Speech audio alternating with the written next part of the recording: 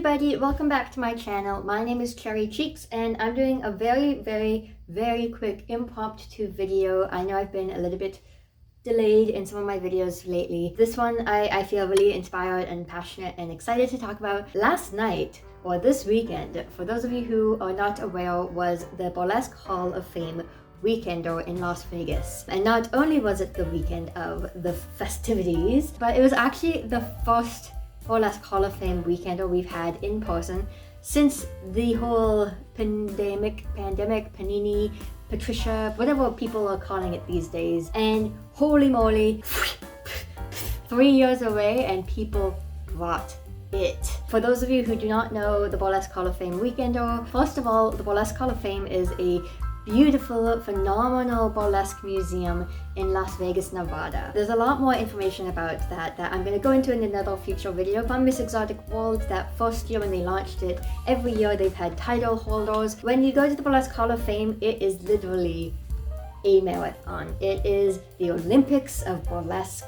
It is the most athletic a lot of us will get in our lifetime, especially this year. This was the first year back. I myself did not go this year, unfortunately. However, I am so grateful for this year being the very first year that the Burlesque Hall of Fame live streamed the competition night last night. Many people cannot attend Burlesque Hall of Fame. Many people cannot afford it. They can't travel very easily. Life is busy, or just there's a million reasons why so many people who have never been to the Burlesque Hall of Fame, even if they've really wanted to. The fact that it was live streamed this year is huge for so many people, and I really hope that the museum and the weekender keeps that aspect. There is so much that you see on that burlesque stage that you are not going to see anywhere else. Well, obviously, because those acts exist on other stages, but you won't see them all together or that much innovative burlesque or like powerful fighting burlesque or whatever you see on stage. And it is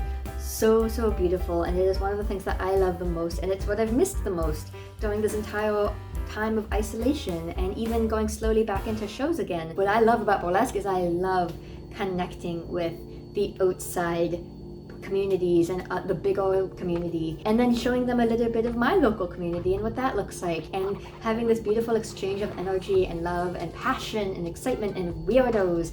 And Burlesque Hall of Fame weekender is just one of those times when you get to do that. Along with BurlyCon, it is one of the biggest family reunions you will ever see. It is exhausting, but it is worth it. Since the last live festival they had in 2019, there has been a lot of shifts, and this is something that we've seen in burlesque in general. There's been a lot of anti-oppressive workshops. There's been a lot of decolonizing workshops and talks and panels and safety in burlesque and all of these different things going on for 3 years, and it's given so many people time to think and talk and finally get out of that excuse of I don't have time to think about this, or we're trying our best. When you're not actively planning festivals, or when you're not actively producing, and you don't have much time, you don't have a million things you need to do, you have to sit in that. It's been so beautiful to see this year really the uplifting of marginalized voices and the diversity on the stage, really culture-based acts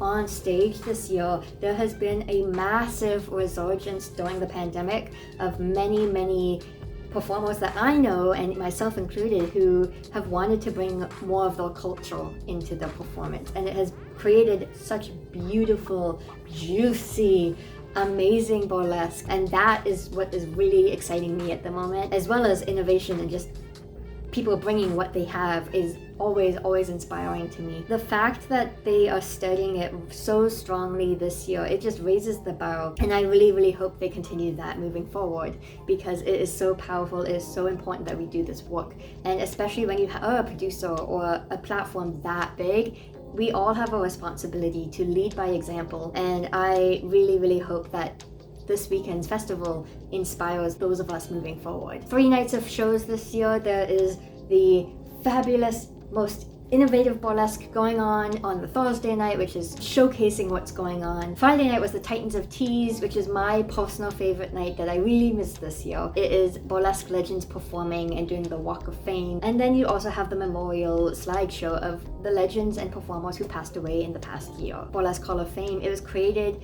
in honor of our legends and in honor of our present and our future. Seeing our legends being uplifted every year and getting to connect with them and talk with them is one of the best feelings that I ever have experienced. They are so beautiful, powerful driving forces behind where we are today, and we wouldn't have burlesque where we are without them and without the legends in the making. And then last night, all of this whole spiel, Miss Exotic World competition. So it was 4 hours of competition of acts with different categories: Queens of Burlesque, Kings of Burlesque, Best Small Groups, Best Big Groups, and Best Debut. And holy heck, you brought it, competitors. It was so inspiring to see, even on a TV. I fell in love with so many of you again. Certain acts that I've seen before, or certain acts that I've seen on video but never live. I know technically I didn't see it live this year either, but it's more live than a recording. And oh my gosh, seeing that beauty, seeing performers that have inspired me through my burlesque journey, like Zyra Lee Vanity or Lulu the Duchess Riere or Joy Ryder, so many. Every year it's so beautiful to see the people that you've known and grown to know or learn about, seeing them compete and really bringing their passion to the stage is so powerful. Last night, from every single category, there was not a single person that did not stand out in my mind in one way or another. This year, I've seen probably the most diversity I've ever seen in the competition night. We had Moscato Sky, the first ever trans femme non-binary performer who's also Latina, competing for Miss Exotic World in that category. We've had the first ever wheelchair user, Jacqueline Box, competing for Queen. We had our very first Indigenous Queen given the title last night, Lulu la Duchess Riere from Kahnawake, Québec, Canada. So represent Canada, represent our Indigenous people and ancestors, and it is a huge chapter for us. There were political acts like the group routine by Fat Bottom Burlesque that won Best Large Group. There was amazing, such beautiful queer performance in the small group category, and slow, sensual, and extremely exciting and flambunctious. That's a word now. And it was so inspiring to see. I am really re-inspired again. It's exactly what I've needed since coming back. I've been missing the burlesque community, and I've been waiting until BurlyCon for November, but I am so again thankful that it has been given to us live streamed this year. This is just a very quick impromptu video. That's my very instant reaction, my quick reactions. There's definitely going to be more I'm going to talk about in a future video when I actually have time to sit down, reflect, write stuff down, write a script and plan. So last night was ridiculous, and the themes were so fun. Last comment, every year the Burlesque Hall of Fame and always has like these unwritten kind of themes across performances that nobody plans. It's just what's hip and trendy that year. And oh my gosh, oh my goodness, I don't get this year's. What, like, performers, what made you think that backflipping is the new standard?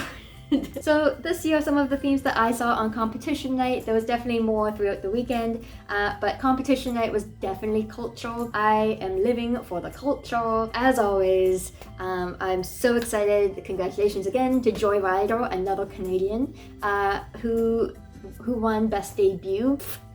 Another performer I've been very excited to see perform and compete last night. We got to see lots of people licking the shoulder, backflips, and like springing. I can't even do a cartwheel, let alone a somersault or a backflip across the biggest stage you'll ever see into the splits. Like, that's it. okay, that's the end because I actually have to go. I am just so excited, and thank you again so much to the Burlesque Hall of Fame for streaming last night, and to everybody who was on that stage. You brought it. You raised the bar for future Burlesque Hall of Fames and performers, and you've inspired me. I know you've inspired many more. You are not walking on that stage as yourself competing. Many performers, almost all performers, we are on that stage representing somebody else, whether we mean to or not. Just existing in your own art form or in your own style or just being you give so much permission to other performers without even talking to them, showing that what burlesque is. This is burlesque. We are political, we are vulnerable, we are passionate, we are excited, we are freaking sensual as heck. We are kinky, we are hilarious, we are campy, we are glamorous. There's no box you can put us in, and it is wildly important in my mind that people get to go to BurlyCon and get to witness Burlesque Hall of Fame, whether you can go in person or even on live stream, because the energy and what burlesque is so different than just local shows. Local shows are just as much of burlesque. That's definitely a scene, and everyone has their own pool and their own styles and their own kind of like melding together, and then this is when you get to see those local scenes expanded. Thank you for watching this video. Again, I'm very excited. I'm re-inspired for my own performances and my own new acts that I'm going to be debuting in the fall, and new projects, and thank you. Have yourself a wonderful day, and I will see you next time. Bye!